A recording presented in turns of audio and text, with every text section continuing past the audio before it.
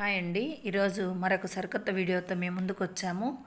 నేను సమ్మర్ హాలిడేస్లో చూసినటువంటి ఒక గుడి, అదే హలీబేడ్లో ఉన్నటువంటి హోయసలేశ్వర స్వామి టెంపుల్. ఇది అతి పురాతనమైన గుడి. ఇది 12-13 శతాబ్ద మధ్యకాలంలో హోయసల రాజ్యానికి రాజధానిగా ఉండేది. ఇదే సమయంలో ఇక్కడ ఆలయం నిర్మించారు.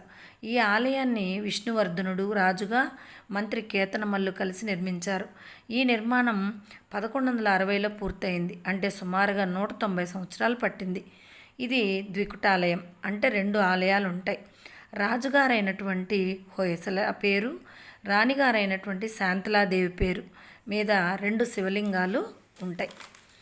వీటికి హోయసలేశ్వరుడు అని, శాంతలేశ్వరుడు అని పేరు. 2 లింగాలకు ఎదురుగా 2 పెద్ద పెద్ద నందులు ఏర్పాటు చేశారు. దేశంలోని అతిపెద్ద నందుల్లో ఇవి 5-6 స్థానాలు ఉంటాయి. ఈ నందుల్ని బలపపు రాతితో చేశారు. చాలా నునుపుగా ఉంటాయి, మెరుస్తూ ఉంటాయి, చాలా పెద్దవిగా. దాని మీద ఉన్నటువంటి డిజైన్ కానీ చాలా అందంగా ఉంటుంది చూడడానికి. ఇక్కడ మీరు వీడియోలో చూసింది శాంతలేశ్వర స్వామికి ఎదురుగా ఉన్నటువంటి నంది. ఈ ఆలయానికి 4 ద్వారాలు ఉంటాయి. 2 తూర్పున, 2 ఉత్తరం వైపు ఒకటి, దక్షిణం వైపున ఒకటి ఉంటుంది. ఈ ఆలయం లోపల కానీ వెలుపల గోడల్ని కానీ చూస్తే అద్భుతమైనటువంటి శిల్పకళా సౌందర్యం ఉట్టిపడుతూ ఉంటుంది. అసలు ఎంత చక్కగా గీశారు అంటే, ఎంత చక్కగా రాళ్ళని చెక్కారు అంటే చాలా ఆశ్చర్యం వేస్తుంది.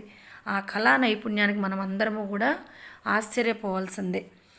ఈ ఆలయం వెలుపల గోడలపైన కానీ చూసామంటే 11 వరుసలు ఉంటాయన్నమాట. మొదటి వరుసలో 1248 ఏనుగుల బొమ్మల్ని చెక్కుంటారు. ఈ ఏనుగులన్నీ కూడా ఒకే రీతిలో ఉండవు, అవన్నీ వేరువేరుగా ఉంటాయి.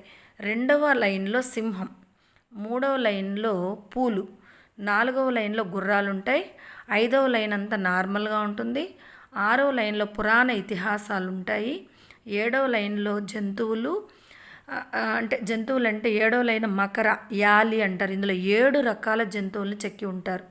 8వ లైన్ అంతా హంస, 9లో సంగీత వాయిద్యాలు, నృత్యం, 10లో కామసూత్రాలు, 11 పైన రాతి కిటికీలు ఉంటాయి. ఎందుకంటే గుడి లోపలికి గాలి వెలుతురు ప్రసరించడానికి వీలుగా రాతి కిటికీలు చెక్కబడి ఉంటాయి.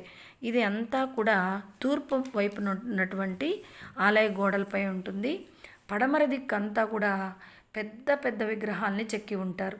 ఇక్కడ దశావతారాలు, మహిషాసుర మర్దినికి సంబంధించినవి, విఘ్న నాయకుడు అయినటువంటి వినాయకుడికి సంబంధించినటువంటి విగ్రహాలన్నీ అద్భుతంగా చెక్కబడి ఉంటాయన్నమాట. ఈ గుడి పూర్తిగా ముందే దీని మీద ఢిల్లీ సుల్తానులు కాలంలో ఉన్నటువంటి మాలిక్ కాఫర్ అనే అతను దాడులకు చేశాడు. ఈ దాడుల వల్ల ఈ ప్రాంతం అంతా కూడా శిథిలమైపోయింది. కావున ఈ అలీబేడ్ని డెస్ట్రాయిడ్ సిటీ అంటారు. అంటే శిథిలమైనటువంటి నగరం, శిథిల నగరం లేదు పాత నివాసం అని పేరు కూడా వచ్చింది. ఈ ఆలయంలో ఉన్నటువంటి ఈ శిల్ప సంపదకంతా కూడా యునెస్కో ప్రపంచ వారసత్వ సంపదగా గుర్తించింది. అంతేకాకుండా ఇక్కడ పురావస్తు శాఖకు చెందినటువంటి మ్యూజియం ఉంది, గోమటేశ్వర విగ్రహం ఉంది, గుడి చుట్టూ అతిపెద్ద ఉద్యానవనం అద్భుతంగా ఉందన్నమాట.